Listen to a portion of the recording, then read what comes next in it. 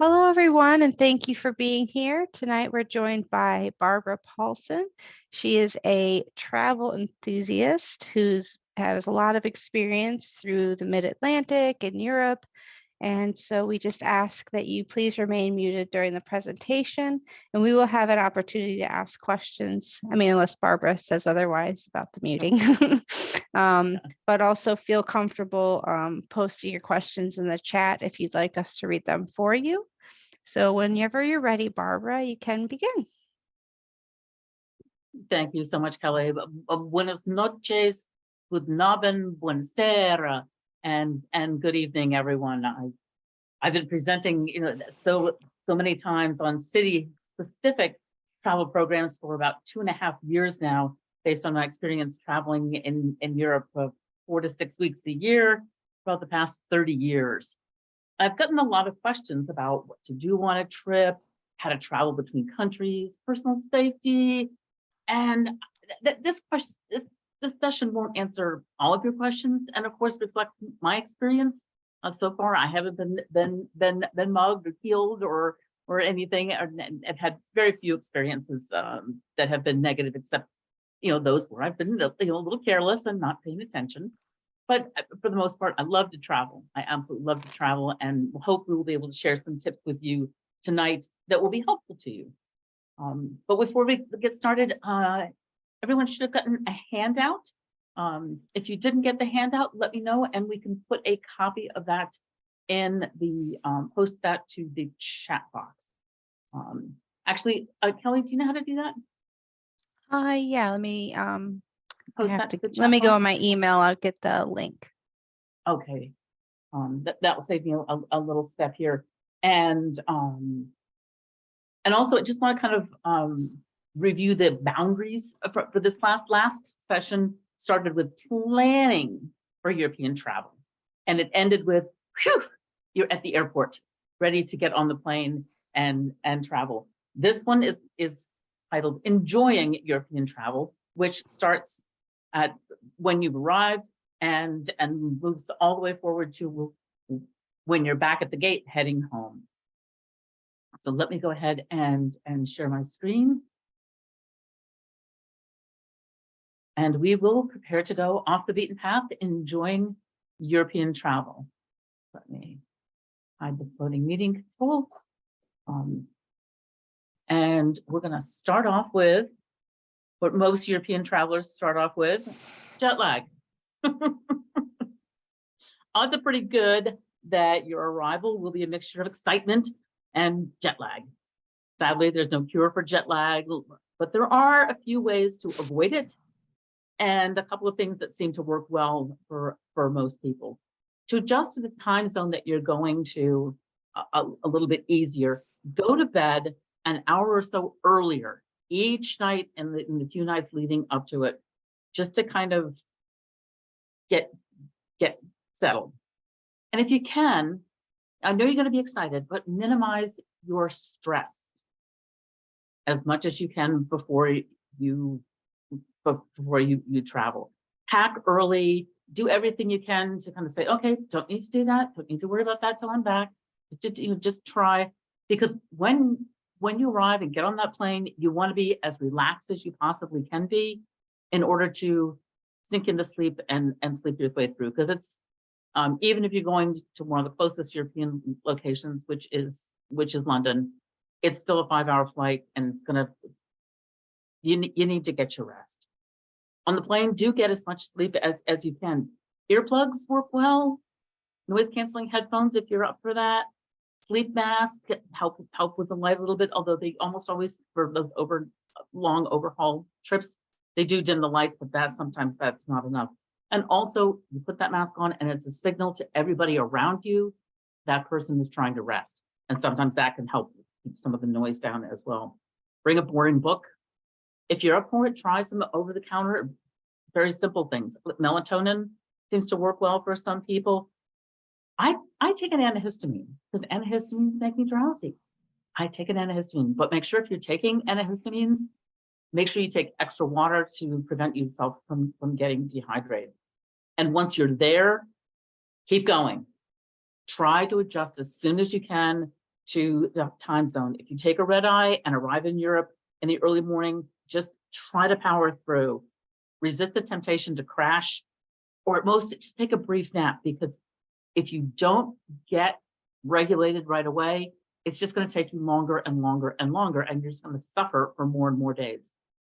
Power through if you can. And what helps is getting fresh air and daylight. Do something as active as you're able to do. This is no time for a heavy meal or a history museum. You'll just face plant, right in your schnitzel. Just try something light. If you're in Paris, great way to start the day. Go find the Eiffel Tower.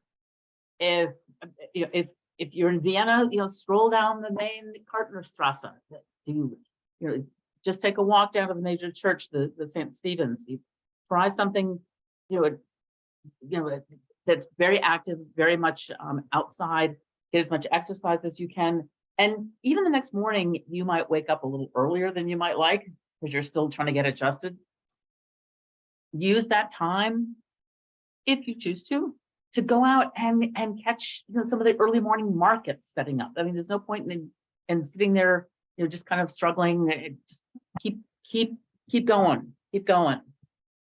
So while you're there, what's some tips about getting around? Planes, trains, automobiles, how to do that, particularly planes. Let's talk about that for a minute. It's a good option for the longer hauls around Europe. Excuse me. These little controls have popped up again.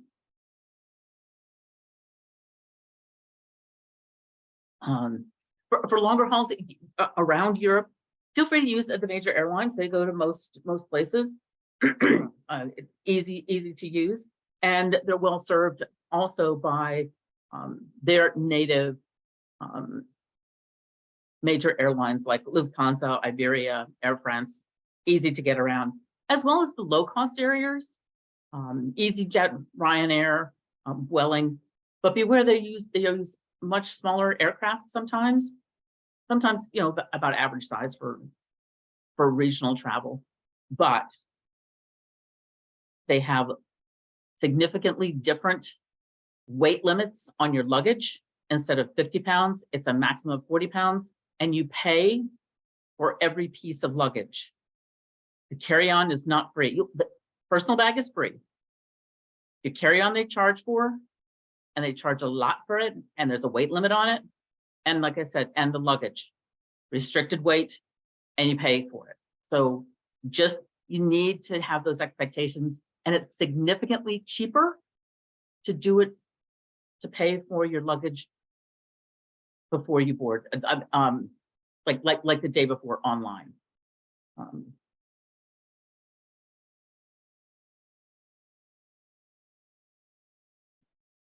And also be aware they fly in and out of different airports than you might expect. In London, instead of flying out of Heathrow, they fly out of Luton and Gatwick. So it's not a problem. You can get there out of the city easy as you want, but it is a problem if you are trying to make connections through Heathrow, and you're like, oh, I'm not at Heathrow, I'm somewhere else. Just kind of be aware of that. I put a link in the handout to a good article on the pros and cons of these smaller airlines over there.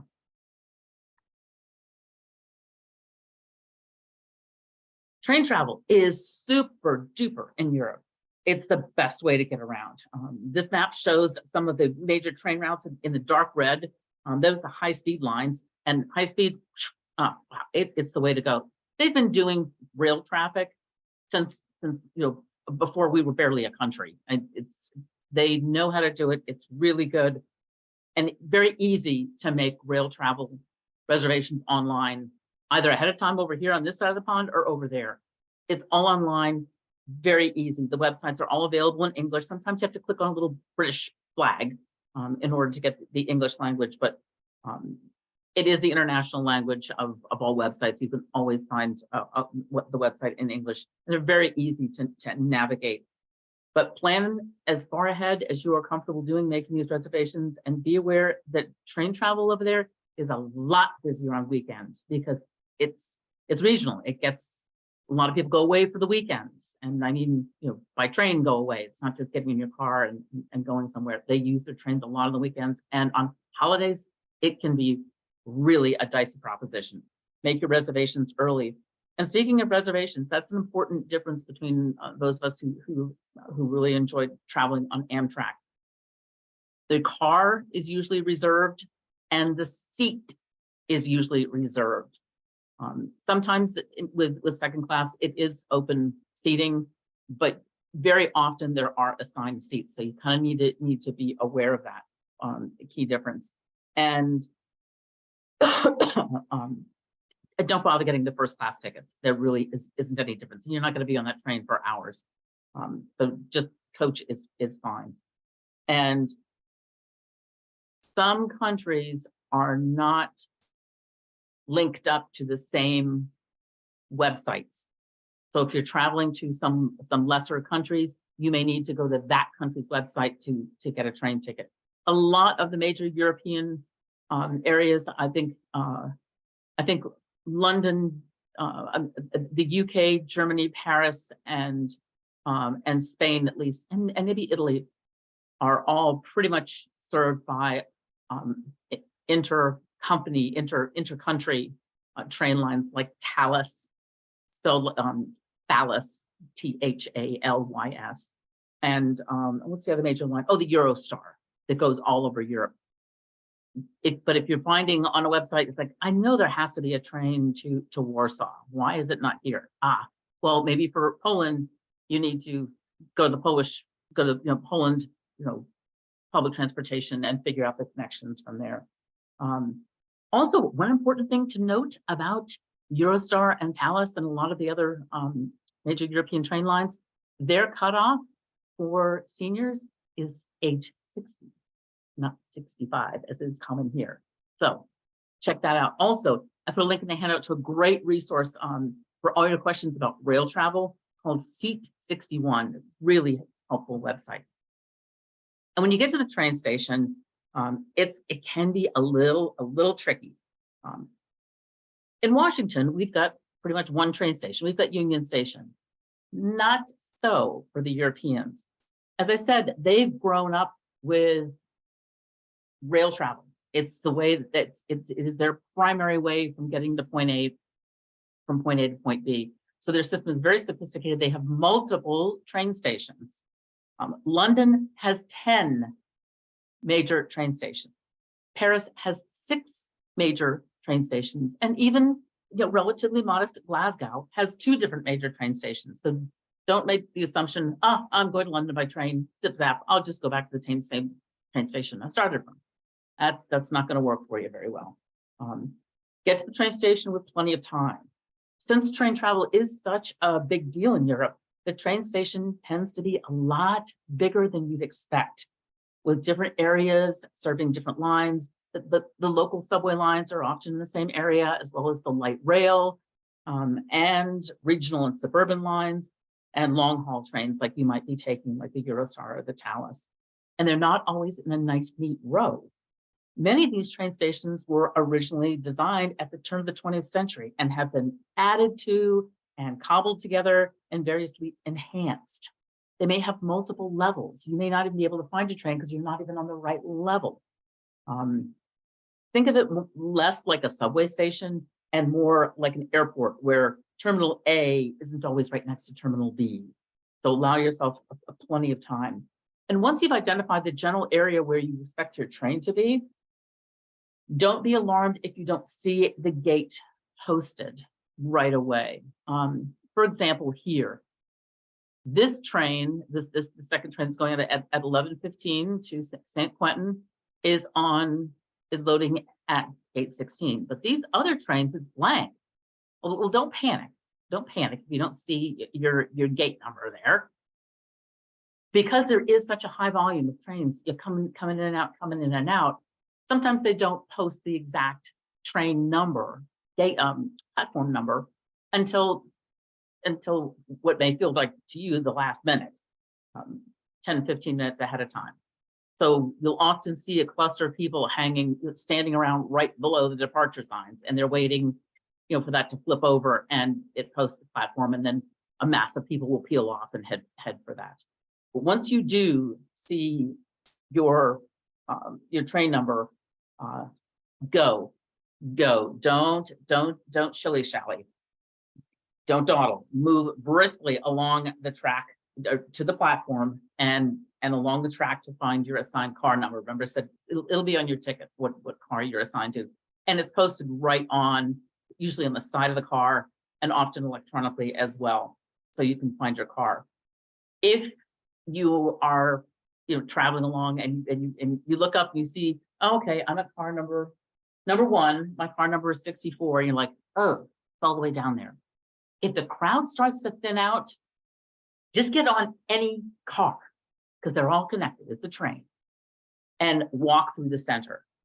You don't want to be running down the platform and miss your train. Just get on. It's hard to bump through the aisles with your luggage and blah, blah, blah, but you don't want to miss your train.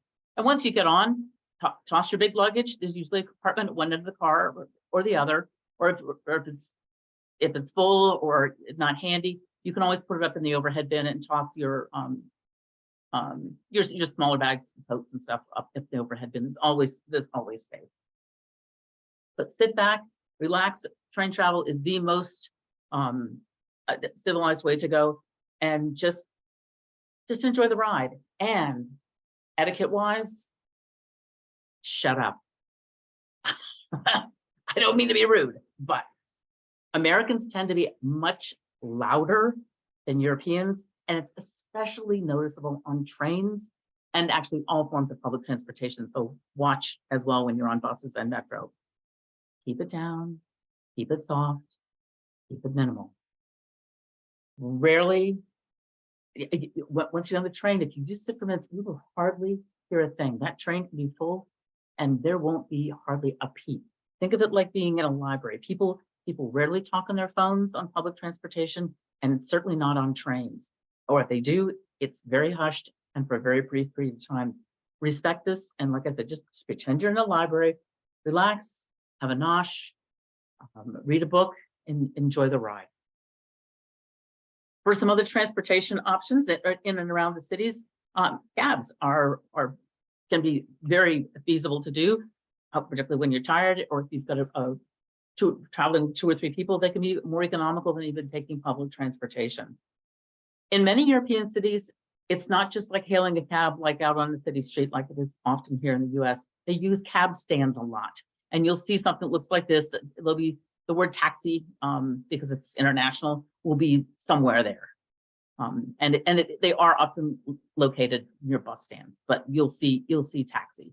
Worst case scenario, try and find a hotel.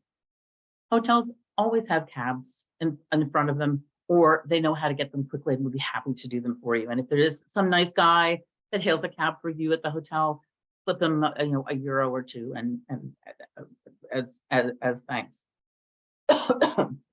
Also, when you're traveling, particularly by taxi, and actually a good practice whenever you're traveling internationally, carry your hotel's business card.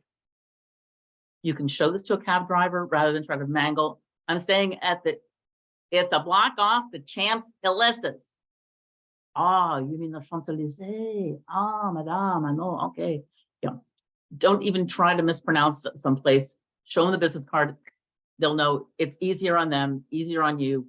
Use the business card. And often it's for a safety thing too. If you get hit by a taxi or something, somebody opens up your wallet, they know exactly where you're staying, and that can help facilitate a lot of things. Uber, and I don't know as much about Lyft. I think if Lyft is all, I've heard people use Uber all the time. Works very well there. And I have used it myself just because it's not something that I do a lot. But it's another good option for you. But I love public transportation. It's usually the easiest, cheapest, and most reliable way to get around European cities and to the outskirts of towns with great local rail and suburban lines. In most major cities, you've got plenty of options: subways, trams, buses, and even ferries and water taxis. Most of them have a common way to pay, a loadable card. Just just like the smart card on Metro.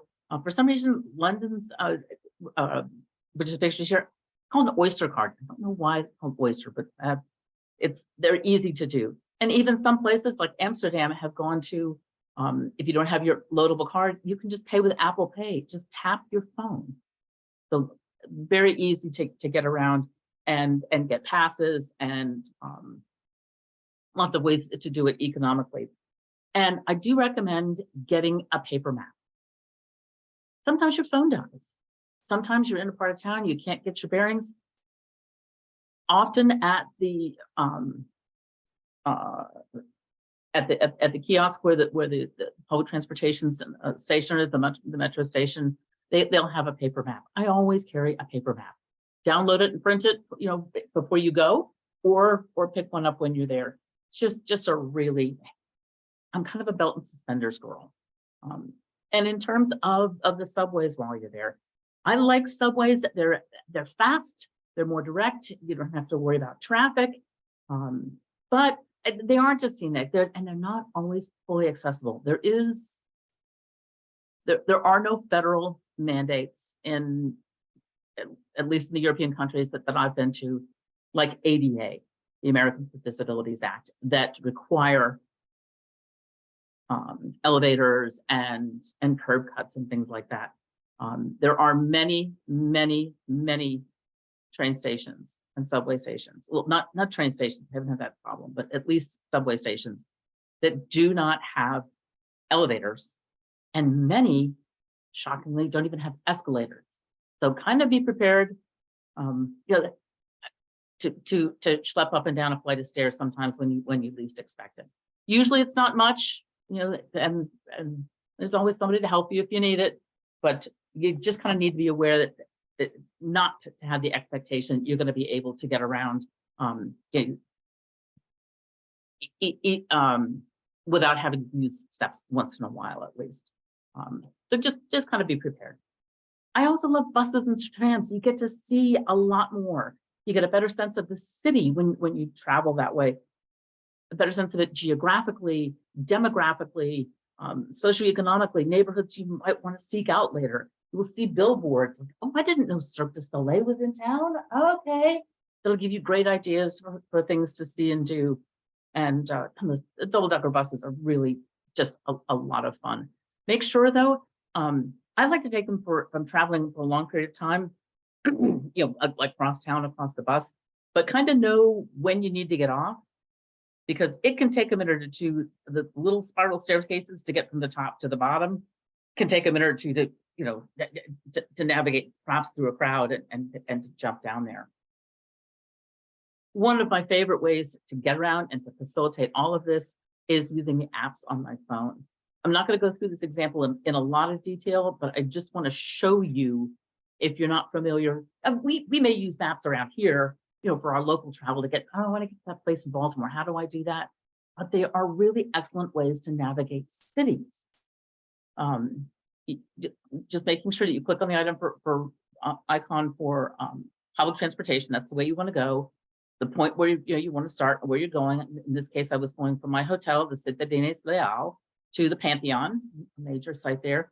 I want to leave now. Of course, you can change and adjust this, and it comes up with lots of different options here. This one looks pretty good. It's leaving right away, and it's only going to take 17 minutes. It seems to be shorter. It doesn't seem to be, I got to walk a little bit in the bus and that. Nothing else is much easier. So I selected this example, and it tells you exactly what to do. Walk about 6 minutes. And here's the detailed walking instructions. Head west on here, turn left here, turn left here. Okay, then get on the bus 47, and the front of it will say the Fort du Kremlin Vitré. Okay, so that will let me know I'm going in the right direction. Takes about 4 minutes. It's going to go 4 stops, and here's the stop, so you can see. Oh, if I'm at Dante, I know I'm going to get off at the next stop. Okay, great. I'm going to get off at the Malbel. Stop, and then I'm going to walk about 7 minutes. It gives you really good, great details. And on the walking instructions, you can even click on that and it'll pop up the walking map, and you can see, oh, I turn on this corner, I walk down here, and you'll even see on the map, oh, I'm going to pass by, the Kmart or whatever the store is, and you can get a really good sense for how to get this around. And of course, speaking of walking, I love to take advantage of walking tours whenever I can. I'm a big fan. You get a little bit of exercise, a little bit of knowledge, a lot of fresh air, and most European cities to promote tourism have a really great selection of them. You can spend a lot of money for them. I like to do the free ones. They're not actually free. They expect a tip at the end, but they work really, really hard for those tips. So that's how they make their money. So they're very entertaining. They're very engaging. They're very well paced. These people are experienced. They've got passion about their cities. I like the free ones. And at the end, you tip what it was worth to you. I usually tip about $15 or $20, but they have often a lot of specialty ones like a Jack the Ripper tour or Beatles tour. Those are two examples in London. I've taken in Paris a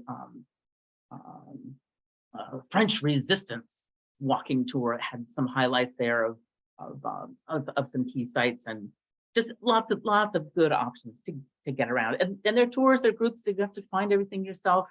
But I also like just walking around by myself, exploring neighborhoods, just getting a feel of the city's nooks and crannies. And if you get lost, you're in a big city. There's plenty of people all around you. And almost everybody speaks English. In my 30 plus years of international travel, I only one occasion was there nobody within ready earshot that spoke English. And we got over it. It was very quickly. Everybody speaks English, and even more so now than when this happened to me very early on. with pop culture, and English being the international language of business and industry. If you get lost, look for like a 20 or 30 something who's walking around. They're going to know the neighborhood. They're going to speak perfect English, and they're going to be happy to help you. As soon as they take their earbuds out of their ear or stop looking at their phone, they'd be very, very happy to help you. And a quick tip to get your bearings: street signs aren't on street corners. Most places in Europe, like we're used to, they're on the side of buildings and usually very high up. This is a second-story window. So if you're looking around for a street sign like we might be used to, look up and on the side of the building, and you'll see it. They've just done that. That's just the way they've always done it, and pretty low maintenance. Nobody's running into that and knocking over. While you're there, planning your days sightseeing and doing activities is a real balancing act. Your priorities, what's close in that area, how much energy I'm going to have, and being flexible. A couple of things I always do: quick checks the night before, check the weather on what you plan to do, particularly if it's an outdoor event. And two, quick check of the website of where you're planning to go. They may have a last minute closure.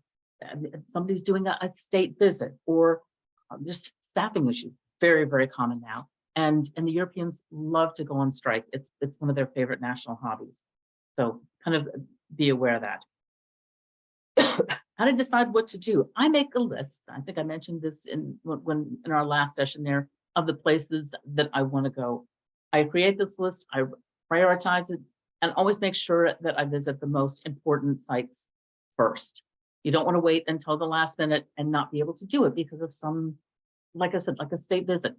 I was just in Montreal, and one of the places I wanted to see, I'd been there before, but I really wanted to go again. But I thought, I don't want to be, I'll wait until the last minute. And sure enough, the building next door to the museum had a fire, and they were closed, and I couldn't go. Oh well.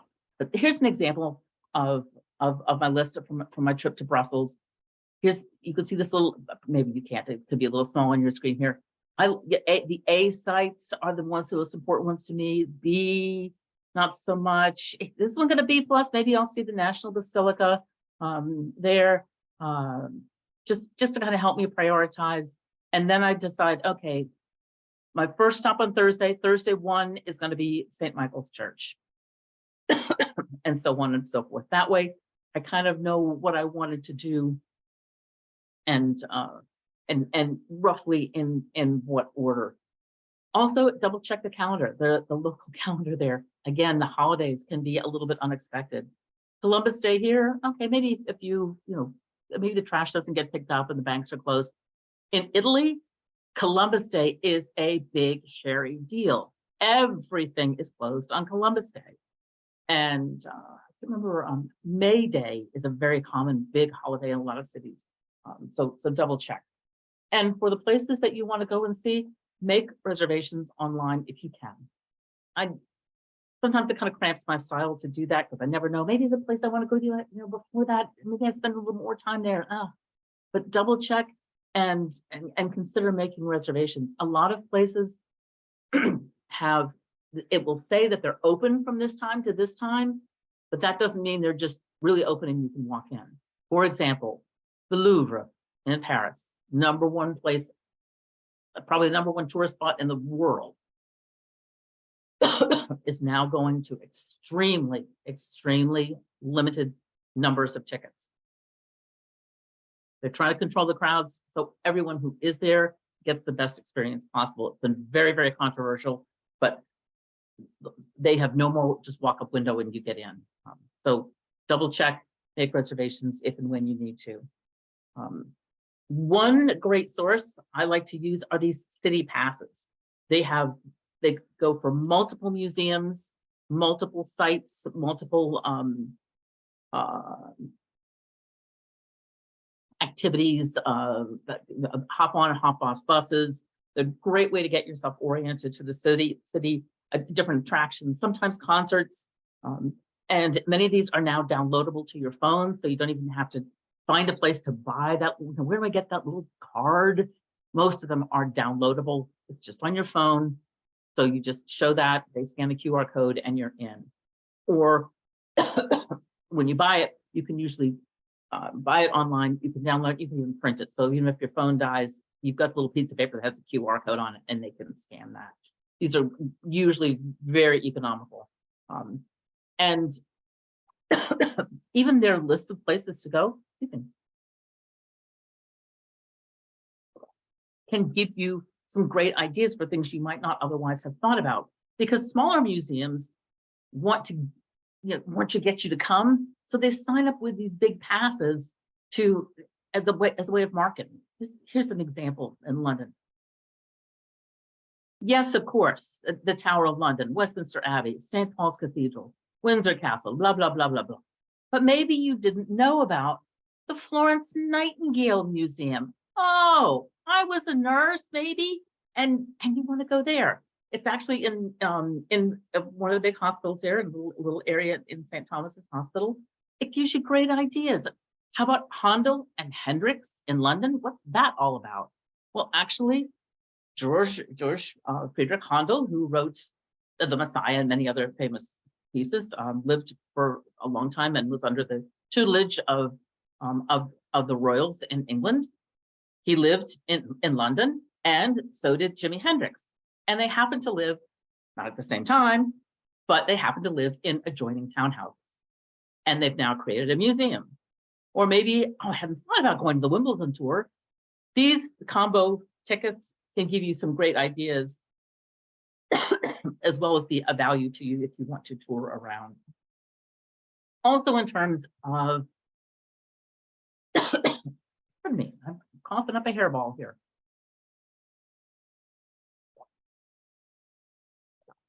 In terms of setting your priorities and seeing which things are kind of close to each other, is using your apps to pin locations. I usually make a pretty full map actually before I go. Before I leave the house, I start going through the guidebooks and looking at the websites. Oh, this looks interesting. This looks interesting. And I pin it to my map. For example, searching on the Picasso Museum, you do the search, 2 things pop up. This menu option where you can click to save it, and at the same time, it pops up the actual location. When I click to save it, I can save it as a favorite or want to go, and you can pick any of these. It doesn't matter which one. And you wind up with a map that looks like this. that has a bunch of little places with stars on it. And so when I'm planning my day, I'm like, well, okay, I really want to go to this museum first thing in the morning. Well, what's in the area? Well, I've already starred this little crepe restaurant. I know, oh, I want to go shopping at the Galerie Vivienne. And this is my favorite kitchen store. Julia Child and many other famous chefs shop there. And maybe if I've taken already too long, I'm up for dinner at Hôtel Cotard. And you can see all the metro stations close by as well and plan accordingly. So get familiar with the apps on your phone to pin different locations and plan your days. But also be aware of how much can you do? How much do you really want to do in a day? It can be, this is great advice and I don't take it. Take breaks, build in downtime. And if you're traveling with other people, sometimes this could be a little spotty, but ahead of time, set an expectation with the group. Hey, this is going to be how I'm going to roll. If I'm tired, I'm going to say so. I'm going to say, look, you want to go here? I think that's great. You go there. I'm going to be on this park bench. You find me in a couple of hours. Or now with texting, it's really easy to say, no, I really want to do this, but I know you're not so much interested. How about we meet back here in 2 hours? Some way to do that, but pace yourself, pace everyone in your party. And if you need to take the day off or take a half a day off, feel free to do that too. I say, okay, I want to sleep in today. Really, yesterday was just too big of a haul. I'm going to sleep in. I'll meet you at such a place for lunch, and maybe plan something in the evening. Go to the ballet at the opera. Go see a production in London on the West End Theatre. Lots of good options, but this is not the look you're going for. This is not the look you're going for. And in terms of being flexible, yeah, even if the website says it's open for business, you just checked it this morning, that's no guarantee. Pandemic-related staffing shortages are still a big deal. And sometimes they're stretched so thin, they just can't open. I was just in Amsterdam in the fall and went to Rembrandt's house where he lived and where he painted and his studio. And I could go in, I could visit. The gift shop was closed because they didn't have anybody to man the gift shop. It's still really a big problem. And unexpected closings for reasons like, okay, I couldn't go to the house of Georges Clemenceau, the famous elder statesman of France, who signed the Treaty of Versailles. I went there, site said it was open. I went, found the entrance, I walked in, they're like, we're closed. We're filming a movie today. Okay, what's plan B? Well, I pulled out my map with all the pins in it, and I looked at it, okay, what's close by? What's my plan B? Well, it turns out Balzac's house was just down the block. Okay. Because it was on my map, I knew and could go and do something different. Transportation strikes are pretty common. As I said, any strike of any sort is their national plan. This is a picture of the Yellow Vest protests in November of 2019. Well, they've been on and off, but I happened to be there in November of 2019, and it was a big deal. But generally, just like in Washington, we have big protests from time to time, and they're in very limited parts of town. Downtown, typically here, around here, it's down by the State Department or in front of the White House or along a Black Lives Matter avenue there. At least that's what I call it. And or it's in front of the International Monetary Fund building. Similarly in Paris, it's going to be by the Bastille and it's going to be down by the Champs-Elysees. You avoid those parts of town, you're fine. You'd never know what was going on. So don't let that alarm you. Be concerned, know where they are, and work around it. You've got the whole rest of Paris. So they've got a couple of blocks. Work around it. Working around the weather, you're not sugar, you won't melt. Unless it's pouring down rain, just press on because it keeps the rest of the crowds away. You're gonna have a much better time actually in the museums. And if it is pouring down rain, stuck into a cafe, it's a sign from God. Have a coffee, have a beer, have something, but don't let that deter you. Keep going. Keep going and perhaps go shopping. One of the things I love to do when I shop is buying mementos and gifts to bring home for family and friends. It's important to me. Read up on the local specialties, buy leather gloves in Florence, cork products in Lisbon, a lot of local favorites. And where I like to shop, I do a lot of my shopping at grocery stores. You can get wonderful, delicious things to take home. I like, a friend of mine just loves the taste of black pepper. So wherever I go, I buy him black pepper from all over Europe. You just, I mean, it's the same black pepper, I'm sure, but it just has different labels on it. It's kind of fun. But you can also get many local products here. And while I'm there, I like to stock up on provisions. I usually get a hotel room that has, a little kitchenette, which works very well for me. I like having my yogurt in the morning and doing things just very simply in the room. The grocery stores are plentiful because those cities are very residential. People live there, but they might not look like it. When you walk up to it, it may look like a little 7-Eleven, but you walk in the front door and it's a huge store. They don't have as much selection as we do, but really, who needs an entire aisle of cold cereals? They don't have much variety, but there'll be everything that you need there. And because so much is local and travels by train, it's cheap and cheerful. This is the shelf price for a bottle of Vino Tinto, a bottle of red wine at a Lidl, which is a European chain, for 89 euro cents, roughly $1 US. $1, a bottle of wine, and it's good wine. Well, it's not great wine, but it's good. I bought this actually in Malaga, Spain. And I tell you, the wine is cheap and good because Europeans will not tolerate bad wine. So consider that some good options. And like I said, bring some things home. These are stroopwafels, the wonderful little, you can of course buy stroopwafels here now in many stores, but it's nothing like bring a little bag back for some people. But like some people, like for myself, you can see I tore into this bag. This is a little thing to keep the bag closed. I like to buy, they have these little plastic bags, all sealed up of olives from these happen to be from Spain.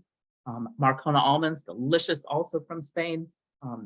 These are great souvenirs. They tuck into the corners of suitcases very nicely.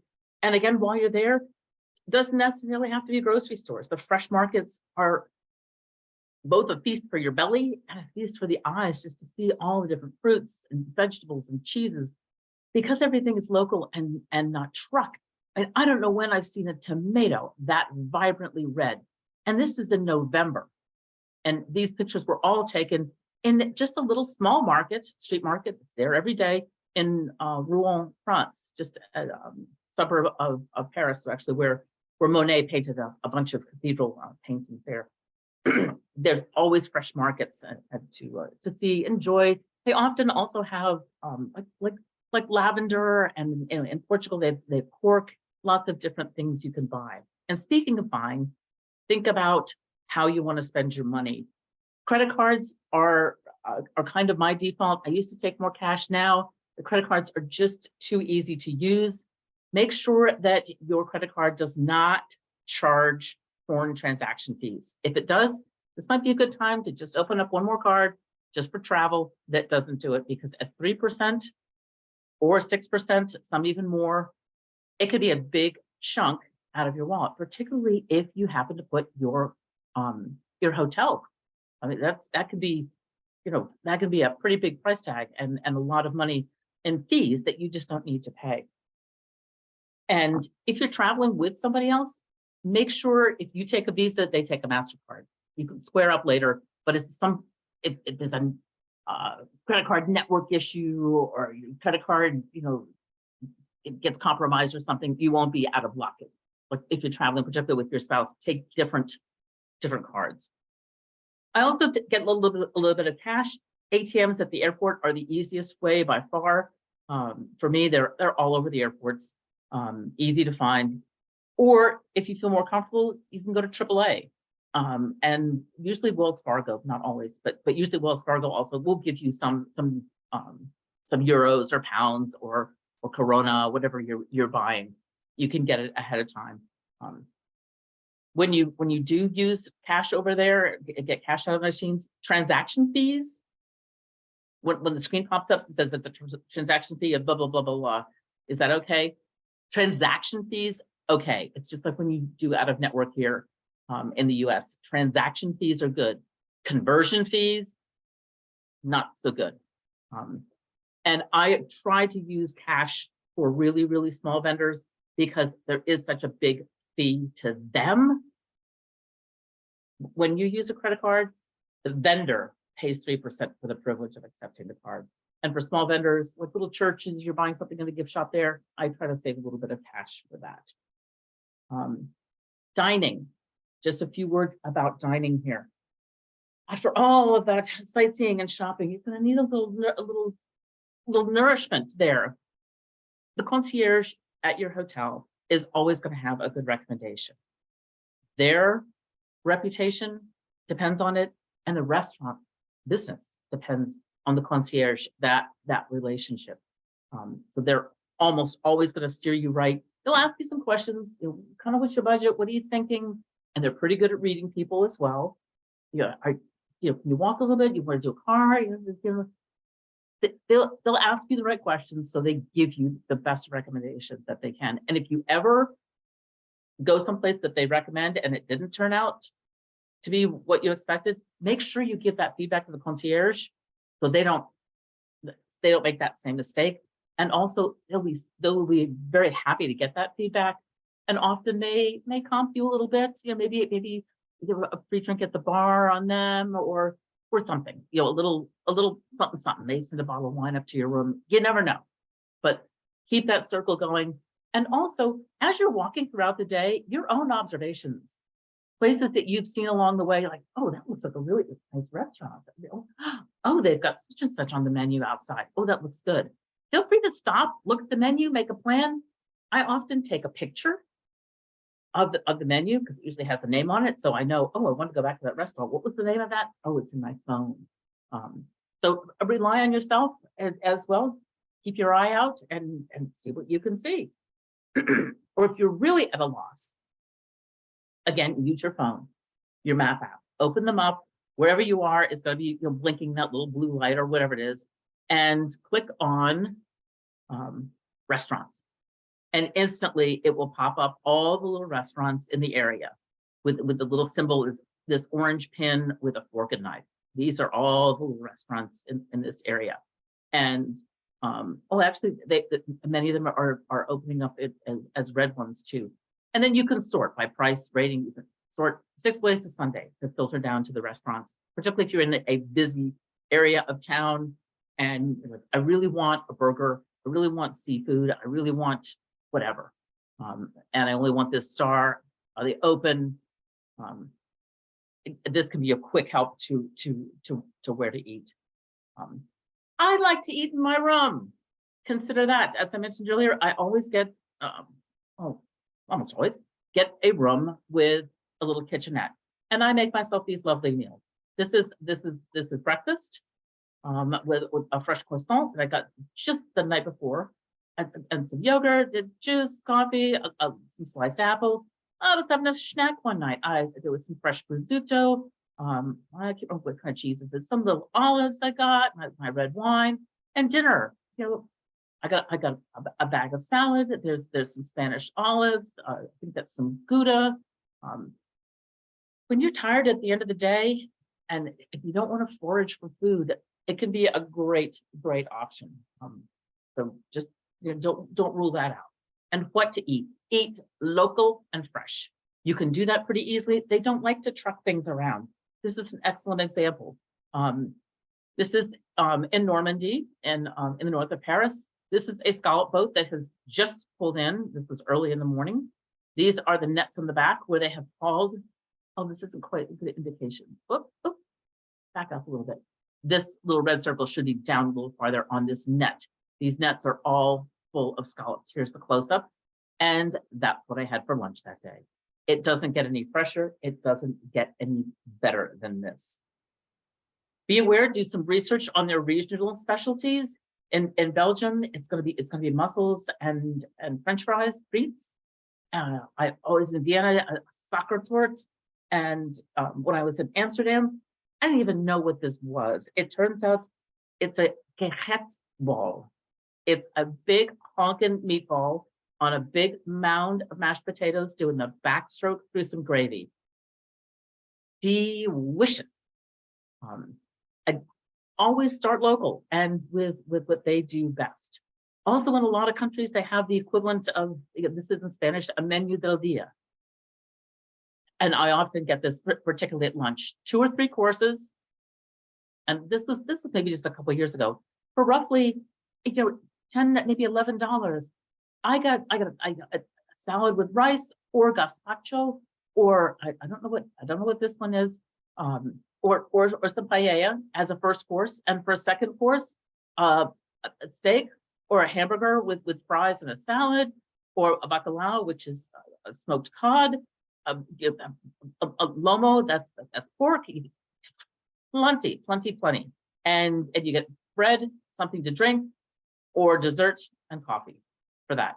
And it's going to be fresh. It's got what they have that's most plentiful and cheap for them, because it's fresh and cheap. Always look for something equivalent to that. When to eat, the Europeans notoriously eat later. Lunch, usually no earlier than 12:30 or 1. Just what it is. And dinner is usually late or really, really late. The UK and the Netherlands and the Czech Republic, dinner, 6, 7 o'clock. In France, Germany, Italy, Spain, much later. The early bird special is only available at 8 o'clock at night. Most places don't even open until 8 for dinner. So just kind of know that. Maybe have some of that wine and cheese back at the hotel room ahead of time. And of course, you can eat snacks anytime. And again, eat local. Wonderful tapas in Spain. Get a slice of pizza in Naples. And this is my new friend, somehow fixing me right on the street corner a banana and Nutella crepe. It doesn't get any fresher. This is why you travel. And just a few words about health and safety, because this can be I hate to kind of wind up before the end of the program here on such a downer note. It's really, really important. First of all, before you go, check your health insurance coverage, Medicare or not. Medicare often does not cover you when you are traveling. You need to double check unless you have Part C, and just double check your coverage of all the missteps that you can make while traveling overseas. Being uninsured can be the most costly and can occur at a time when you are not able to advocate effectively for yourself or for someone that you're with. So get this one straight. I put a link in the handout to a good article on the ins and outs of travel and medical insurance. Also about medications. Take plenty, and I mean really take extra. You never know if someone gets sick. There's a hiccup somewhere along the line. Southwest Airlines at Christmas time, complete meltdown. It was an extra week plus often for people to get home. And you don't want to be without your key medications. Ask your doctor for a written prescription for spares in case you need it. If you don't need it, you don't have to use it. But if you need it, it's a problem trying to do this overseas. On personal safety, pay attention, pay attention, pay attention. You have to be aware of your surroundings at all times. Well, for one thing, it's important to be aware and enjoy what's around you and not be listening to that phone, not be talking on that phone. If you do stop to take pictures, before you try to focus and figure out what you want to take a picture of, take a mental picture of who's going on around you, what's going on around you. Make sure you're safe before you take your eyes off of or your surroundings. You're most at risk when you're distracted or and unaware of the potential threats around you, like like texting or taking pickpockets or taking pictures. Pickpockets see distracted tourists as targets. They're watching for when you're not distracted. Their livelihood depends on it. So you won't even see them coming because you're distracted. If you see something that doesn't quite look right, some situation, turn around and go the other way. Step into a doorway. If you're doing a map check, I'm not sure where I am, put your back to the wall or step into a store or something, someplace where you're safe, and do that map check. Don't be standing out in the middle of the sidewalk with 360 degrees of ways people can snatch your purse or something. Be safe, pay attention, and get out of situations that don't look right. Just go the other way. Just go the other way on the sidewalk.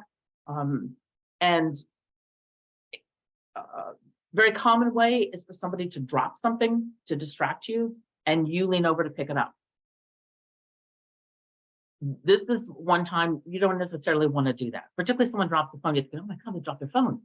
Well, they're going to pick it up. If they really dropped it by accident, they're going to pick it up in a red hot second. Don't you do it. Let them do it. Because if they dropped it by accident, like I said, they're going to pick it up right away. If they dropped it on purpose, you are a target because they know, how important your phone is to you. You grab it. Leave it right there on the sidewalk. Somebody's going to pick it up. It ain't going to be you. It's one of the most common ways to get distracted is by somebody dropping something. Don't pick it up.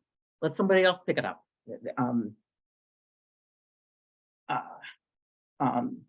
Use particularly care in crowded places. They are a target-rich environment for pickpockets. On the subway, anybody bumps into you, immediately clutch and make sure everything's there. That's a very common time for people to slip away with something that you have. And again, unexpected crowds and protests, turn around and go the other way. You may be curious, what are they doing? What's there? You can listen to it on the news. Get safe, get out of there. And this is one time where I give you permission to be rude when you're traveling. It's very important to me to always be courteous as an American to travel and demonstrate that. But blow off anybody who asks you for directions. The reason being, when you ask for directions, when you're somewhere you're not familiar with, you scan the horizon and look for someone who's likely to know the neighborhood. And you're going to pick someone that's, that right age, that right demographic. They look like they know what they're doing. I'm going to pick that person. You're going to ask them. When you are a tourist in a foreign country, you're not going to be that person. Try as you might to blend in, you're going to look a little bit like a tourist. You're not going to be walking as confidently. You're going to be kind of, looking at things that, like walking down a city street. As a tourist, you're going to be looking left and right. Oh. As an office worker going down that street, every day for, 10 years, you're not looking left and right. You're moving, you're going. So pickpockets and thieves will be targeting someone who looks like a tourist, and they'll ask you for directions to distract you. Odds are pretty good. You are a target.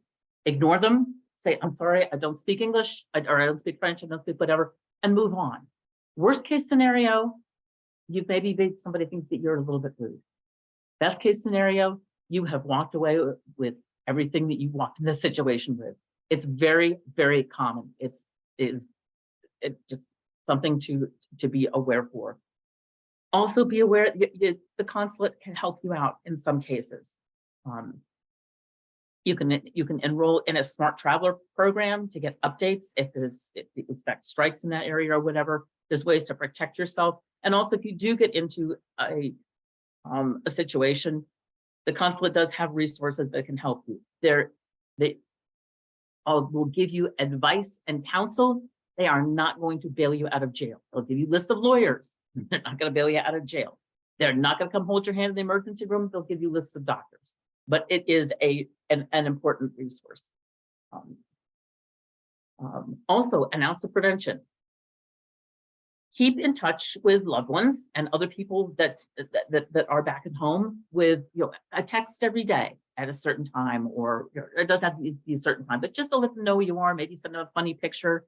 And with a specially designated person, you can do a share my location, and they can see where you are at all times. I know exactly where this person is. They shared my phone with this. This is not my example, but I always share my location with a friend so they know where I am. And if they see I've been in that same location for, and it's not, at night, of course, I'm going to be in the same location. I'm sleeping in my bed, but they can kind of monitor where I'm going and pop me a text like, "You okay? You've been there a while." Also carry that phone information, that hotel information with you, that business card, and make sure you have in your wallet a little piece of paper or something that has an in case of emergency phone contact for you. And just winding up here, I see we're running just a little bit over here, but I want to offer you a couple tips at the end of the day. Review what you did that day. I like to write it down in a journal, and also to add things to your list of things you want to do. Maybe something you saw that day, like that billboard that said Cirque du Soleil was in town. Review what you've done, review what you want to do. If you're traveling with someone, maybe even as a conversation thing, well, what worked for you today? What was particularly memorable? And what do we not want to do another time? What did not work for you? Just to kind of keep things on track. Doesn't take a few minutes. Maybe take some time to review the pictures in your phone, clear out the duds. But just a way to kind of review the day. And winding up at the end of the trip, packing, purge, purge, purge. Do not take back 1 more ounce than you need to. I think you remember from the last session, purging my clothing.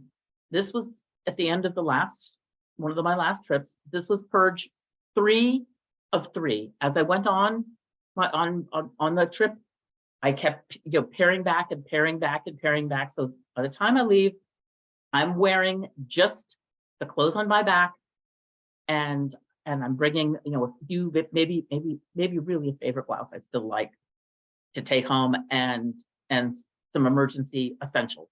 But I'm even these shoes, really comfortable. Wore them for many years. They were just dead. Left them behind. Everything else, leave it behind. Any packaging, if you bought a package of a set of 3 lovely French milled soaps, rip open the packaging, and they'll pack smaller when they're individually wrapped. So think about that. All your books, particularly your travel books, leave them behind. If you go again, you're going to want the latest version, or by then maybe you will wean yourself off of books and you'll be doing online resources only. Leave them behind. Don't bring them back. Someone else will get the benefit out of it that's still in town right there. And magazines the same way. If I brought them this far and didn't read them, odds are I'm not reading them on the home. You're reading them on the plane on the way back. Maybe take 1 magazine, leave the rest there. And even as I go along when I'm traveling, I tear my magazines apart.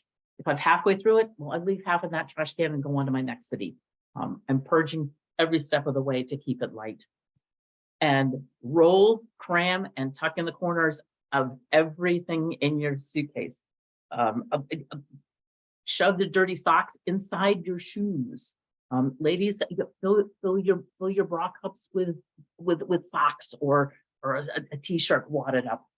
And on the top of your suitcase on the way back, always put a set of your travel documents. Nothing that has credit card information, anything, but where you're going, your home address if you're going home. So if the suitcase winds up at the airport, they'll know, oh, okay, we need to take it to Germantown, Maryland, and your phone information as well, and the flight information, so they know what flight it came off of. It'd be very helpful. It doesn't weigh much. And on your way to the airport, the terminals in a lot of these major cities, again, they're not where you expect them to be. Before you get in the cab, before you get on the mass transportation, getting to the airport, know your terminal number.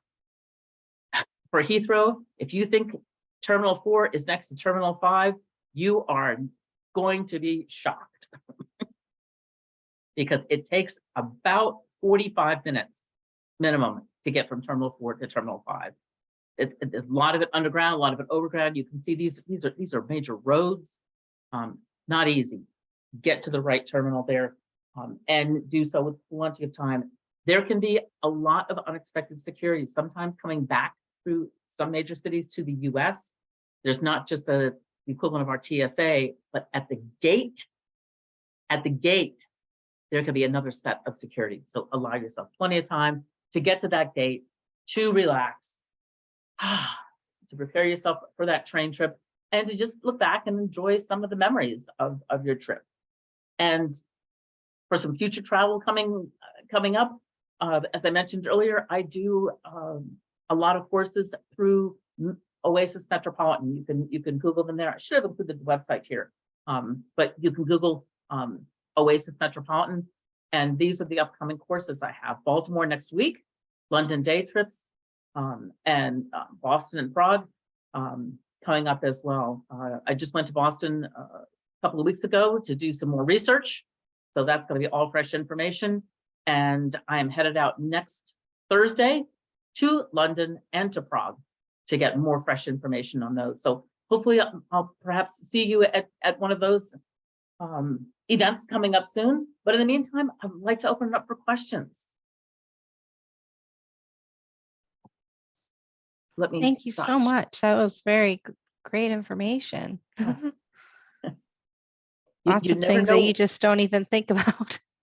Well, and the reason why I have so much information of things you don't think about is I didn't think about it until I made the mistake, like of going to the wrong terminal.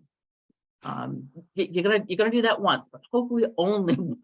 And you're like, huh? Huh? What do you mean United's not in this building? Huh? Oh, and they always look at you just so sad. They're like, oh, honey, you are so screwed. Does anyone have any questions? That was a lot of information to comprehend, Barbara. Thank you so much, though. But I can't think of any questions right now. But that was Yeah, really, and hopefully the handout will help guide Yeah, you. Because I think I try to it go will. through it, and sometimes it's going to stick, and sometimes it's not. But hopefully enough of it will be helpful to you. Definitely. And people can also feel free to email us at info@poolsvilleseniors.org if they have questions after the fact, and we can get in touch with Barbara and try to get some answers for you. Absolutely. I I love to travel. I love to share about the travel, and I'm sorry for the rapid fire delivery. But I as always, and even if you saw me clicking there at the very end, there were about 12 more slides that I knew I didn't have time for. So I kept paring down, and then I would run through the presentation and do a time check. I was like, oh, gonna delete 3 more slides. Oh, I'm sure we could easily sit here for another hour or two. Well, your eyes would roll back in your head. You could start to twitch. We can't have that. Right. But I hope you've enjoyed this presentation, and perhaps Kelly, Melissa, whoever, we will get together and do some more, particularly regional travel, if that is of interest, as well as the European one. I think either Melissa and or Kelly, I think you have a list of all the offerings that I currently have. There's about 22 European cities and mid-Atlantic cities that I have presentations. I think we have one scheduled for the fall, I think, about the German markets, I think. I actually, now that you remind me of that, I think I do have that on my calendar. I think it's going to be in the fall, but yeah, definitely. A great time to plan that trip with still plenty of time to go. And I'm always a last minute planner, actually, for this trip next week. I don't have my hotel. I have my hotel for the first 3 nights, but then I'm going to Prague, and I haven't gotten that far yet. I'm kind of a last minute Lucy, but so far it hasn't caused me any trouble, because I figure it's a big city. I only need 1 room. How hard can it be? And I don't think I'm going at a time where it's going to be, a royal wedding or an inauguration or something. But even if then, you go to Plan B. One of my one of the times I did an experience that I had of not changing planes in New York City. I think I mentioned that in the previous presentation. One of the reasons you don't want to do that, the airspace in New York City is just horrifically overpacked, and changing planes in Newark or LaGuardia, anywhere in New York, is just ill-advised. And I had that personal experience. I missed my connection to Edinburgh, and no, to Glasgow. And United, they were very nice, and they said, look, sad to say, in New York it happens all the time. Here are your options. And my itinerary was, I was flying into Glasgow, taking the train to Edinburgh, and then flying back home out of London. Nice little trip. But I couldn't get to Glasgow. The plane had already gone. What am I going to do? And they said, well, you can do this. We can fly out of here, and then you can do that there. I just, because I had carry-on only, here was the trick. I had carry-on only. I flipped my itinerary. Instead of flying to Glasgow, which I could no longer do, except waiting a day or a horrible combination of planes and trains, I went to Edinburgh first. They had a flight to Edinburgh that was leaving in 2 hours. I'm like, okay, put me on that one. Oh, to Edinburgh first. And there I was sitting in the LaGuardia airport on my little iPad, changing my hotel reservation, canceling the one for that night in Glasgow because I wasn't going to use it, and making a new reservation for Edinburgh where I would be that night. So a lesson on flexibility and taking only carry-on. Those were in the days where you could still carry on even a decent sized bag. And my luggage now used to be carry-on. It isn't anymore. They've clamped down so hard. But I could do 3 weeks in a rollerboard. I was no fashion plate, I'm here to tell you, but it worked. But I won't belabor it with any more of my sad travel stories. But just to let you know, yes, I have a lot of experience, and not all of it good. But that's what makes the experience that I have, at least to me, it's more valuable, because I've been there, done that, lost the t-shirt. But thank you all for your kind attention tonight. Thank you. And perhaps I'll see you at an Oasis presentation soon, and certainly in the fall with German Christmas markets. Yeah. Thanks so sounds much, great. Barbara. Yeah, thank you thanks, for being Barbara. here. Oh, Always you. great. Thanks, Emily and Barbara. It was wonderful. thank you, Cora. Good to see you. Yes. We'll be in touch. Thank you for the opportunity. Okay. Thank you so much. Good evening. Thank you. Good night, Have good everyone. travels next week. Take care. Will do. Carpe passport. Yeah.